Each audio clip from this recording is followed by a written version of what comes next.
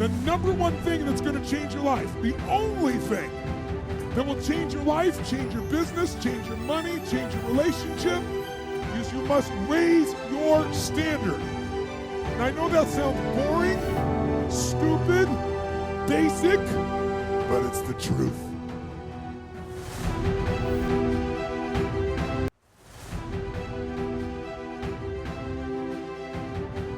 The only thing that changes our life long term is when we raise our standards. What does that mean? That sounds so boring and dumb. It means that all of us in life have things we want. We don't get what we want. We get what we have to have. Remember I said earlier, we all get what we tolerate.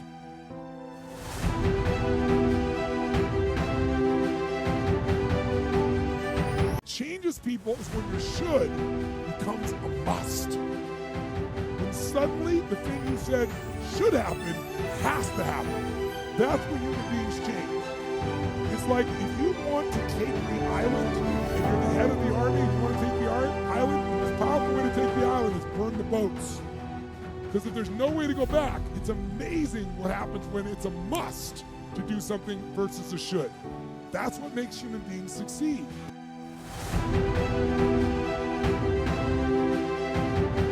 There's no limit. You can only reduce your expenses so far and you run out of room.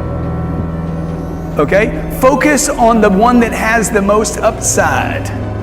If you grew up the way I grew up, you're focused, naturally focused on saving money, on scarcity, on putting the food that you didn't eat back in the refrigerator, saving for a rainy day. How many are brought up like this?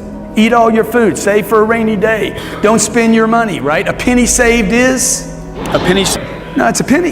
It's a penny, man. It's a penny. By the way, it costs more money to make that penny than it does the value of the penny. It costs more to build it than what you can spend on it. Most of you wouldn't even pick it up. You see, we are created in a magnificent vibration, in an absolutely magnificent vibration. Born risk takers. Free. That conditioning takes place after birth. You can change it. It takes guts. It takes goals. Now, do you know something? You're sitting there watching this and you're thinking, my God, I'm going to change something. I always say, keep reminding yourself that you have tremendous reservoirs of potential within you, and therefore you are quite capable of doing anything you set your mind to. You really can. I don't care what the cynics tell you. Quit listening to some of your peers. Now, all you must do is figure out how you can do it, not whether you can or not. When are you going to do it? When are you going to do it? You've got to create a sense of urgency. I'm going to do it right now. You just start. There's great power in the start. And when you start, life starts supporting you. Let me end on a little bit of philosophy. You know, life helps those who help themselves. You've got to make the first start to scale Everest. You've got to make the first phone call before you become a world-class salesperson. You've got to do your first painting before you become the Van Gogh of your field right now. You've got to eat the first avocado if you understand the value of avocados in clean eating. You've got to start that first positive thought to recalibrate the neural circuits of negativity. You've got to start. And I'm saying that if you know anybody that had some goal, some dream, something they wanted to do, and they did it, then I'm saying that you know in your heart that if someone has done it, then you can do it. It's possible. And that if someone can make their dream become a reality, that it's possible that you can make your dream become reality. And so as you begin to look at where you want to go, beginning to embrace that, it's possible. I'm blessed and highly favored.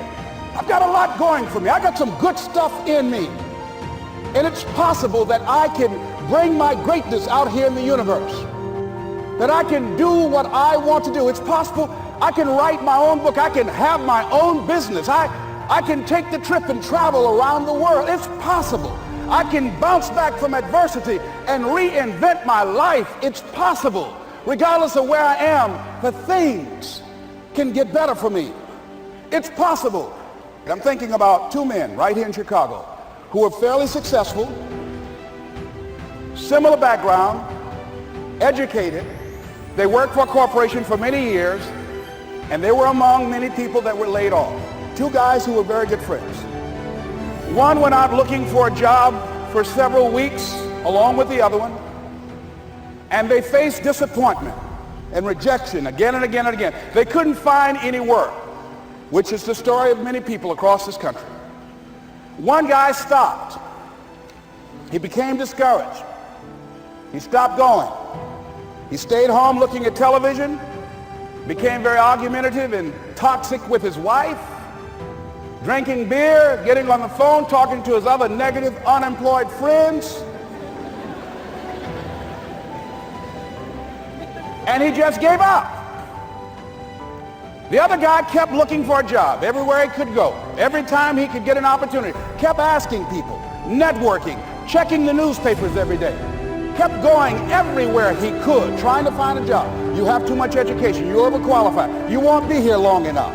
He kept going. He kept going. He went to a place and said, look here, I tell you what, if you can't hire me, and I know you can use my talents, abilities, and skills, I don't want to sit home and do nothing. Just let me do some volunteer work. You don't have to give me anything, all right? I just want to work. I want to be busy. Guy said, okay, it's on you now, but don't expect me to give you anything. It's okay. This guy came in and worked. He was the first one there. The last one to leave was the best employee there. About 4 weeks later, one of the top managers quit. They were looking for a replacement. Guess who they selected? This other guy.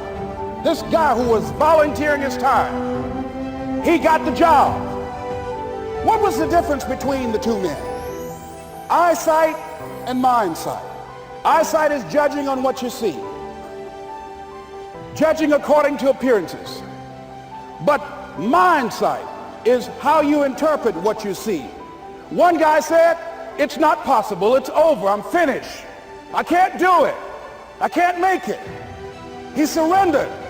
I've faced rejection again and again. I'm not going anymore. There are no jobs out there. But this other guy, he felt that in spite of the no's and rejections, in spite of how bad the economy is, in spite of what the newspapers are saying, that it's possible that somebody somewhere will give me a job. He just kept going, thinking it was possible. And guess what, ladies and gentlemen? That's what we have to do with our dreams.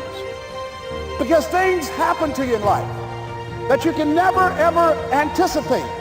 And many times when those things happen, you want to give up.